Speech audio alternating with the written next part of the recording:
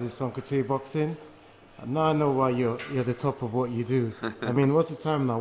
2 o'clock. 2 o'clock. I think we're approaching. And you've had about 4 or 5 interviews before me, and thanks for standing out. No problem. So beautiful night tonight. It was great. Yeah, it was really good. You know, I mean, we're always under pressure, especially when it's pay-per-view, because obviously I get a lot of stick anyway. So people are just waiting to jump on that.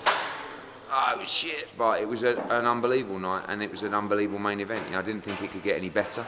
It was better. It was more dramatic. It was more emphatic. One of the most brutal knockouts I've seen live. And credit to both men. You know, Chisora was fantastic. Dillian Whyte was composed and got the win from coming from behind. And you know, onwards and upwards. You had a few heavyweights fighting today. David Price, Takam, and with Chisora losing as well. You've got any plans for Chisora? No, it's up to David Hay. You know, I think Chisora's lost to one of the best heavyweights in the world tonight, and he was winning the fight. So he'll be a little bit frustrated, and I'm sure he'll have a rest and see if he wants to come again. Okay. And what would you like to have for Dillian Whyte? I'd like him to fight AJ. You know, I think he deserves that.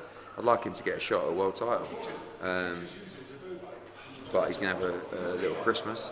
And then I think he'll be WBO mandatory eventually in 2019, so he's in good shape. Before this fight, I actually thought the crowd, the public wouldn't be interested to see AJ against Dillian Whyte. But after the fight, when it sounds as if AJ was trying to say he wants Dillian Whyte, the crowd was actually booing. No, and he said he wants Deontay Wilder. That's what I meant, Deontay Wilder. You can't win, can you? Yeah. Everyone's telling him to fight Wilder, and he says, I want to fight Wilder, and everyone's booing him. So, you know, he wants to fight Wilder. He wants the undisputed fight. That's what he wants. But I think the crowd wanted him to say, I want to fight Dillian in those circumstances. But he don't want to say that because he wants to fight Wilder. So he told the truth. And Usyk didn't make it here today. Yeah. I watched Sky Sports earlier on today, and you said something about trying to lure Andre Ward to try. I would love that fight. You know, I've spoken to their team. I don't think Ward's too interested in coming out of retirement, but you know, that's a big fight, and we would love to look at taking that.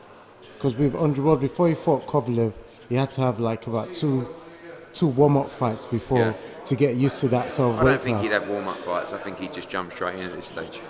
Okay, fair enough. And with Amir Khan talking about Kell Brook in saying about him being gay and that, I've actually known that he knew that information about 2 or 3 years ago. So the fact that he's actually gone public, does that mean that he's started to sell the fight now for Kell Brook? Starting to sell the fight? I don't know. I think it will get a lot worse if the fight's made. It's very personal between those two, but we'll see what happens. Okay, Eddie.